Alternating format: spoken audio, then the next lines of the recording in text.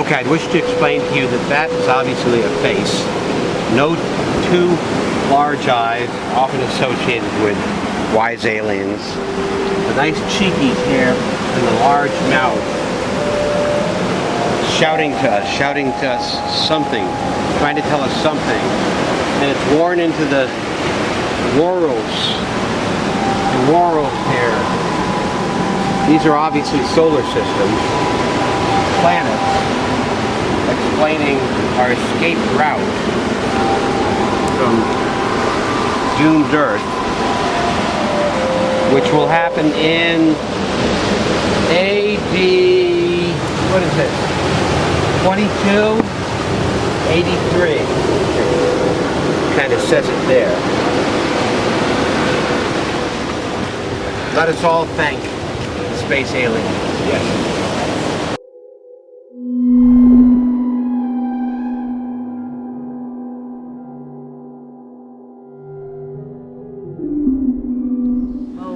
So this is the raw material for the This is the raw material to continue assembling our wind chimer, our beach chimer. Beach chimer. Beautiful sounds right now. okay, well lead on, let's see what we can find. Okay. Go on this way. Come on, doggy.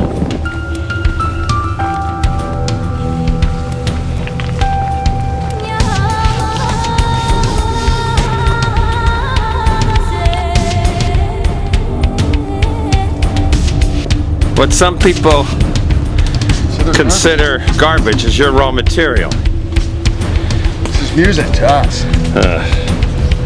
Glass, It's trash to others. not plastic. Plastic is the killer.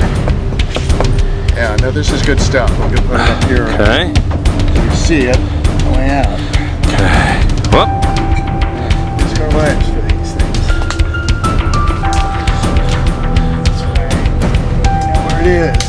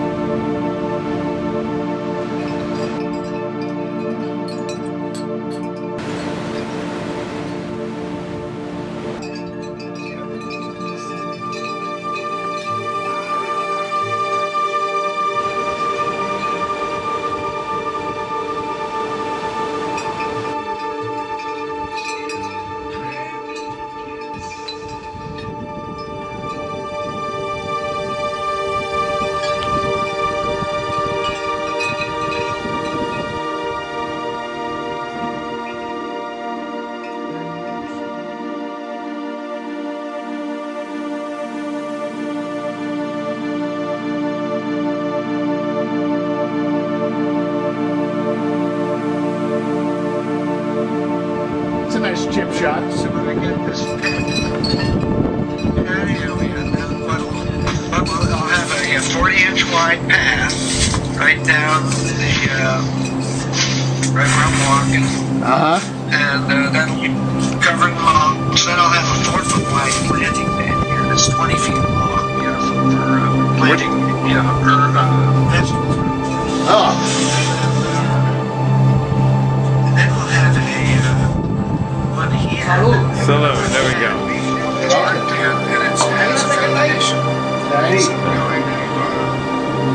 going to take away 8 to 9 feet of brick wall there. How's she going? And then We got the FBI here doing it. Alcoholic Association. Oh, Federal Alcoholic Association. Yeah. Okay. Incorporate, no, incorporate. Okay. Excellent. Dime. yeah, well, Oh. it's been a difficult few years.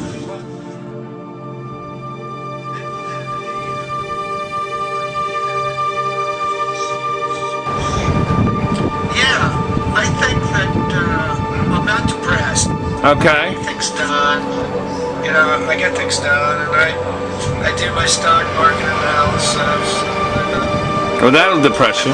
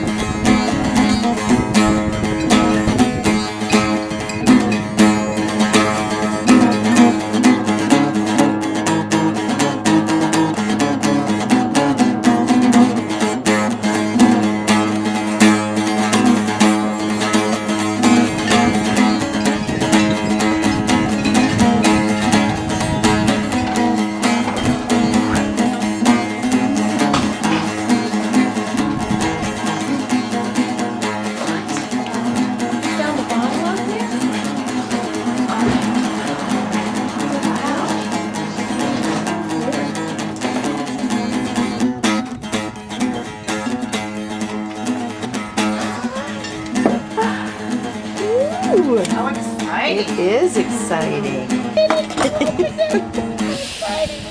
Ooh, I'm just gonna slide this off. No. Let me get All right. Little knife. Oh, someone's making it hard on. Ooh, How exciting. it is exciting. A message in a bottle. What? Wow.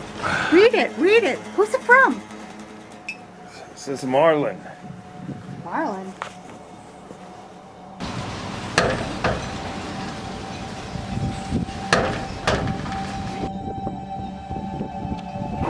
I left the bedroom in the early morning to go outside. I know that before this all began, I was in somewhat of a confused state. My wife, perhaps a child, were waiting somewhere in the house. The day seemed rather ordinary. Nothing stands out. There was some sun, some sky, and the temperature was short-sleeve weather. Much was visible. But as I said, there may have been a touch of confusion in the air.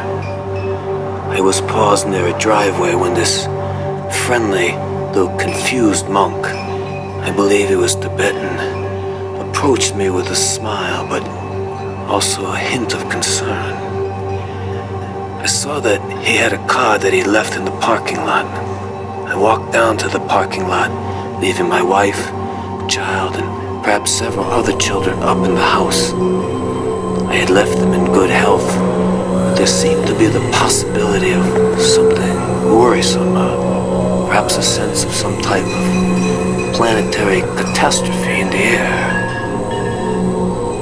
But that was all just a slight premonition, as in an odor memory, the scent of cinnamon, brown sugar and melted butter on fresh bread on a Saturday morning. This monk, though smiling, seemed to be in need of my help. He told me that he had this child with him, which I had originally not noticed, the child, that is. The boy was in the car, but upon mention of his presence, left the vehicle and walked up to me to shake my hand. The monk told me that he was lost and had to get to an event featuring a musical performance of some sort. It was going to take place in an event hall. I was concerned and confused, but I decided I would help. The monk, the boy, and myself got in the car, but I was not sure who was sitting in the driver's seat, and then realized that it was the monk's car. Unless it wasn't, and he should drive. The monk, though, was not a particularly good driver. We were on a highway. Fortunately, there was not much traffic. The monk, smiling, would swerve from lane to lane as if avoiding entities that only he could see.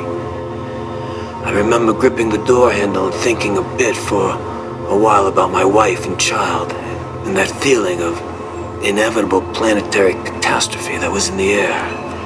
I was concerned, though not overly so. We all have worries and anxieties in life, and we have to live with them. The monk, after what seemed to be a sudden revelation, pulled off the highway and onto a tree-lined, quiet suburban road. After a short moment, we arrived at our destination, a large parking lot for what I perceived to be an event center, though at first observation I saw no building. The three of us exited the car, and I became aware that the monk's smile had transformed to an expression of anguish and anxiety. The monk, myself, and the boy, who was still smiling, entered the event center. The boy seemed rather jittery, and I began to be aware that there was something feral about him. The child followed the monk, and they were gone, and I felt my concern grow to an alarming level. I had two conflicting thoughts.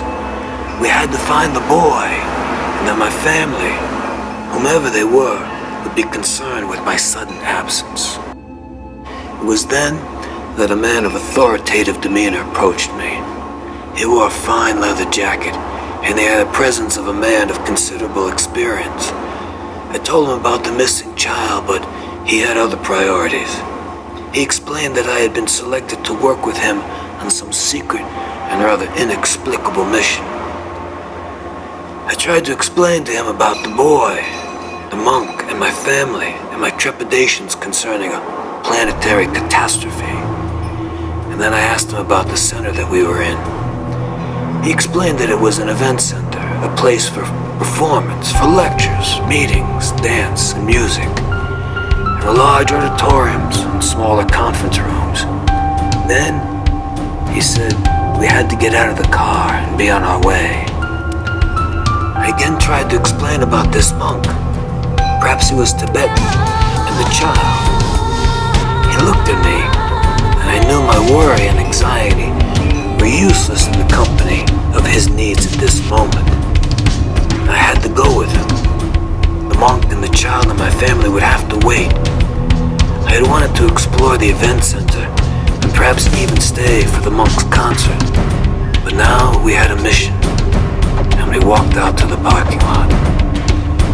He had an old American sedan, and I remember as we left the parking lot that the car clattered and shook. His eyes stayed on the road, and I had to look back to the event center one last time.